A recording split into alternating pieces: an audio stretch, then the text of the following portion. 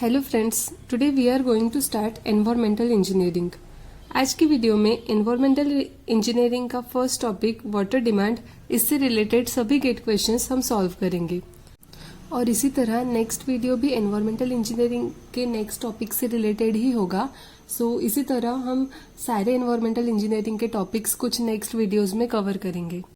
Environmental engineering इन 4 बड़े parts में डिवाइड कर सकते हैं, like water supply engineering, waste water engineering, solid waste management, air pollution and noise pollution.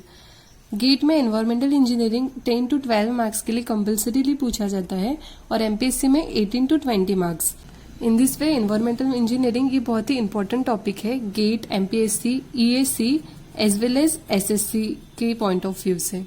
So today we are going to start from water supply engineering. See, water supply engineering. Water supply engineering का main objective क्या होता है? तो it is to supply quality water as per need of public. Public के need के हिसाब से, मतलब कितनी क्वांटिटी में पब्लिक को वाटर डिमांड है, उस हिसाब से क्वालिटी वाटर सप्लाई करना, ये मेन ऑब्जेक्टिव है वाटर सप्लाई इंजीनियरिंग का। Quality as well as public need की मतलब quantity. Quality and quantity are the main objective of water supply engineering. Supply quality water as per need of public. Water supply system को हमने यहाँ पे briefly एक diagram में draw किया है। So water source, source to collection, collection to conveyance, conveyance means means of transport, मतलब किस तरह से हम उसे ट्रांसफर कर रहे हैं, transportation of that collected water. Then that conveyance to treatment, उस कलेक्टेड वाटर का ट्रीटमेंट, ट्रीटमेंट टू डिस्ट्रीब्यूशन, मतलब treated water is then distributed and distributed to what community.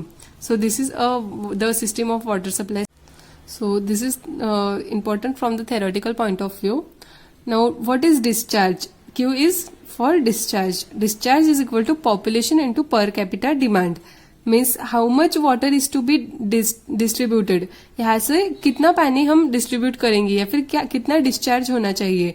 So that is equal to population into per capita demand. Per capita demand means पर person कितना use होता है पानी का, पर person required quantity, that is per capita demand. So discharge is equal to population into per capita demand. So from practical point of view as well as exam oriented questions are regarding this discharge only, like how much discharge is to be released, मतलब कितना discharge हमें release करना पड़ेगा, और कुछ population नहीं per capita demand दिया रहता है, हमें पॉपुलेशन भी फाइंड आउट करना रहता है. फॉर एग्जाम्पल मुझे 2050 का पॉपुलेशन निकालना है, so that will be my PN, and 2030 का पॉपुलेशन इज गिवन, सो 2030 का population is recent population that is given, so that will be my P0. And now what is N? N is the number of years from that recent population. So P0 2030 given था and PN 2050 है. सो 2030 to 2050 is 20 years. So N will be my 2. Why 2? Because N is in decade. 1 decade is 20 years. So 20 years means 2 decades. Okay. So N will be 2. X bar will be the arithmetic average of per decade increase in population. That मैं आपको वो question में कैसे निकालते हैं वो आपको बताऊंगी. Now next is geometric increase method. सो उसका फॉर्मूला है PN is equal to P0 plus 1 into 1 plus एड बाय 100 का पावर N. सो P0 सिमिलरली जैसे आपको यहाँ बताया वैसे ही हम निकालेंगे, N भी similarly. What will be R here? R will be geometric average of per decade percentage increase in population. वो भी मैं आपको क्वेश्चन में बताऊंगी कैसे निकालते हैं. Next is incremental increase method. Pn is equal to P0 plus nx bar plus n into n plus 1 by 2 y bar. So here we can see it is the sum of this arithmetic increase method and not geometric increase method, but this part is like this arithmetic increase method. Okay, so this you have to remember. And the last one is decreasing growth rate method. So Pn is equal to P0 into 1 plus R0 minus d bar upon 100 into 1 plus R0 minus 2 d bar upon 100, and in this way. So from these 4 methods, these 3 methods are very very important. Till now the questions from these 3 methods are only asked in GATE. So I will tell you briefly what is the meanings of this notations. Here we can see Pn is population after n years or decades. N is in decades only. Then P0 is latest known last decade population data. X bar is arithmetic average of per decade increase in population. R is geometric average of per decade percentage increase in population. And Y bar is average of the increments over increasing population. Y bar here, this Y bar means average of the increments over increasing population. So these three formulas are very important.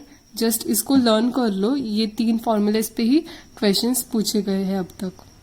So now moving to the GATE questions. First question is from GATE 1991. It is 2 marks question. It is integer type question. हमें यहाँ पे directly answer निकाल के लिखना पड़ता है.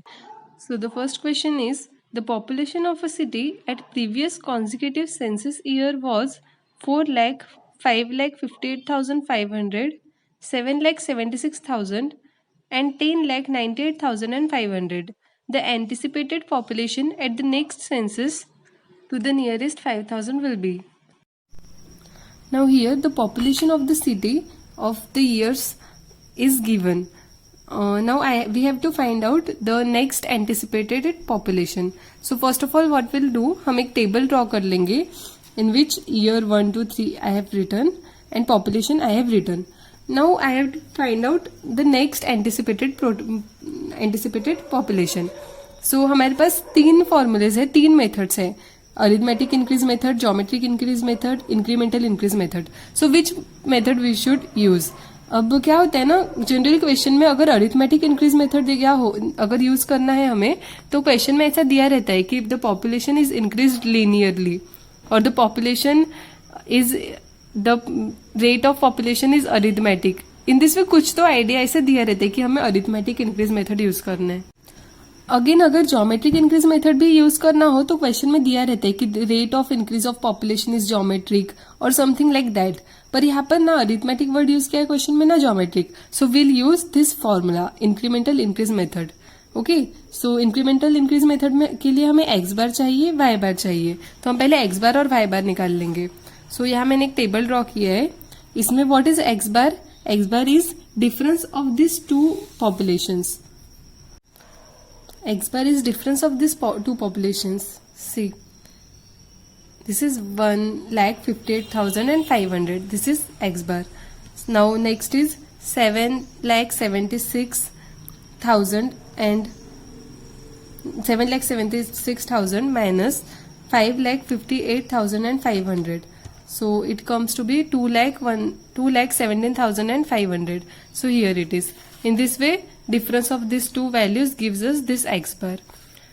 This is not X bar, okay? This is only the difference of these 2 values. X bar is mean of these 3 values. Like addition of these 3 values divided by 3 is X bar. Now Y bar. What is Y bar? Again difference of these 2 values. Difference of these 2 values I have written. And now sum of these 2 values divided by 2 is Y bar. This Y bar will be equal to this 1 plus 2 divided by 2. That is Y bar. Now it's very simple. We'll use this formula. हम ये incremental increase method का formula use करेंगे. P0 plus n x bar plus n into n plus 1 by 2 Y bar. यहाँ पर हमारे पास X bar है, Y bar है. Now what will be n?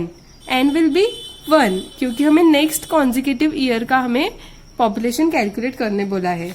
सो यहाँ पे मैंने सिंपली एक्स बार, वाई बार और एन की वैल्यू पुट की है. और P not will be recent population. Last population क्या दी है? 10,98,500.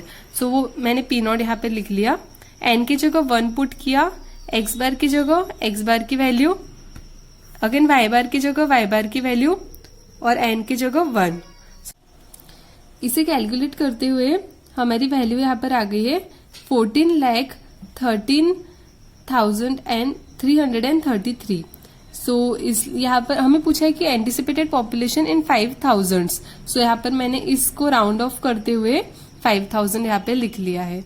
सो in this way anticipated population in next consecutive years हमने कैलकुलेट किया. सो बहुत ही सिंपल था, इसके लिए बस हमें फॉर्मूलेज लर्न चाहिए. सो इन दिस वे अगर हमें ये फॉर्मूला लर्न हो तो हम बहुत इजीली कैलकुलेट कर सकते हैं. Now moving to the next question.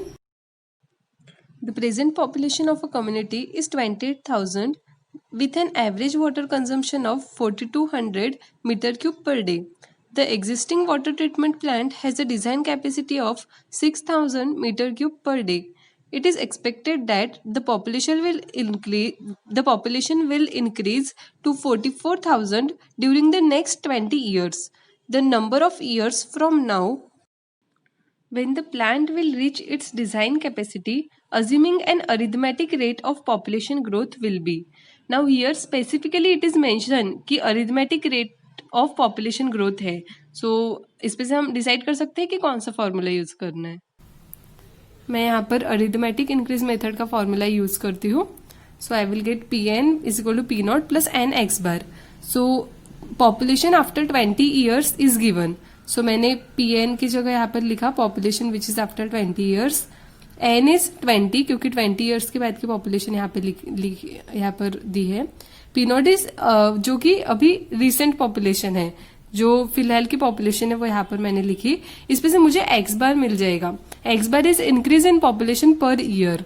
So X bar we get here 800 which is increase in population per year. Now हमको डिस्चार्ज निकालने, मतलब डिस्चार्ज कैपेसिटी, जो डिजाइन डिस्चार्ज कैपेसिटी है उसको रीच करने के लिए कितनी ईयर्स लगेंगे. This is our main question to find out. तो हमें डिजाइन डिस्चार्ज दिया है 6,000 और एवरेज कंजम्पशन ऑफ वाटर जो है वो 4,200 is given. So in short 6,000 is to be design and 4,200 is our daily average consumption. So 1800 अगर मैं इसको सब्सट्रैक्ट करूं तो 1800 हमें एक्स्ट्रा लग रहा है. इसके लिए हमें एक्चुअल में कितना टाइम लगेगा वो निकालना है. So present average water consumption per head per day, this is given overall. Per head per day कैसे कैलकुलेट करूंगी मैं? This discharge divided by total population. Present में टोटल पॉपुलेशन है 28,000. This gives 0.15 metre cube. ये per person average consumption of water है. Now increase in water consumption each year. See 800 is increase in population per year. Per year 800 इतना population increase हो रहा है और पर पर्सन वाटर डिमांड है 0.15. So water consumption each year कितना increase होगा? ये पॉपुलेशन मल्टीप्लाई बाय अगर मैं वाटर कंजम्पशन करूं तो मुझे इससे वाटर कंजम्पशन ईच ईयर मिल जाएगा. ईच ईयर वाटर कंजम्पशन कितना इंक्रीज होगा? 120 मीटर क्यूब पर डे. हर साल 120 मीटर क्यूब पर डे इतना इंक्रीज हो रहा है वाटर कंजम्पशन, पर हमें टोटल 1800 वाटर कंजम्पशन कैलकुलेट करना है. तो मैं नंबर ऑफ ईयर्स निकालने के लिए सिंपली क्या करूंगी? This required water consumption divide by each year water consumption. So it will give us 15 years. तो इसी तरह मुझे 15 ईयर्स लगेंगे ये वैल्यू तक पहुंचने के लिए. So this was very simple question. यहाँ पे कोई डायरेक्ट फॉर्मूला से हमने आंसर नहीं निकाला है, सिर्फ ये फर्स्ट स्टेप के लिए हमें अरिथमेटिक इंक्रीज मेथड का फॉर्मूला यूज करना पड़ा है. सो इसके लिए फॉर्मूलेज लर्न करके रखना बहुत इंपॉर्टेंट है. तो ये बहुत ही सिंपल था. मैं फिर से एक बार शॉर्ट में आपको बताती हूँ कि हमें नंबर ऑफ ईयर्स निकालने थे डिजाइन डिस्चार्ज रीच करने के लिए. पर अब डिजाइन डिस्चार्ज में से मैंने मेरा daily average water consumption subtract किया तो एक्चुअल एक्स्ट्रा 1800 था. तो ये निकालना इंपॉर्टेंट था क्योंकि हम डायरेक्ट 6,000 के लिए नहीं डिजाइन कर सकते, क्योंकि 4,200 तो हमारा डेली कंज्यूम हो ही रहा है. तो एक्स्ट्रा कितना लग रहा है? 1800. तो उस हिसाब से अगर हम निकाले तो हमारा आंसर आएगा 15 ईयर्स. सो इन दिस वे आज तक के गेट में वाटर डिमांड पे ये 2 ही क्वेश्चन न्यूमेरिकल्स आए हैं. नेक्स्ट वीडियो में I am going to start quality characteristics of water, जिसमें मैं फिजिकल, केमिकल और बायोलॉजिकल कैरेक्टरिस्टिक्स ऑफ वाटर बताऊंगी. ये बहुत इंपॉर्टेंट टॉपिक है गेट के पॉइंट ऑफ व्यू से. So don't miss that video. And for daily updates and uploads please subscribe my channel civil engineering concepts. For short notes of today's video, follow my Instagram account civil_concept_777. If you like this video, please share it to all your civil engineering friends. All the best for your exam preparation. Thank you.